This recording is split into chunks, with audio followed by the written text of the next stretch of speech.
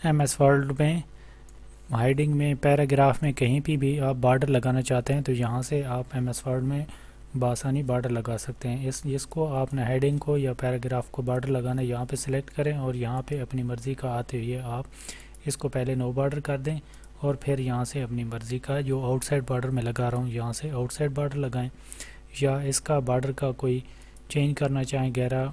या कोई मोटा बारीक बॉर्डर, तो इसको यहाँ से आते हुए आप बिल्कुल लास्ट पे आएँ और यहाँ पे आप देखेंगे कि ये लाइन वाला बॉर्डर मैं ओके करता हूँ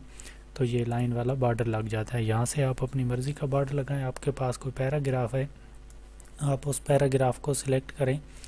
और मैंने इसको पैराग्राफ को बॉर्डर लगा रखा है, इसको आप नो बॉर्डर करें और यहाँ से अपनी मर्ज़ी का फिर कोई बॉर्डर भी आप लगाएं। जैसे कि मैं इसको अपनी मर्ज़ी का कोई बॉर्डर दे देता हूँ।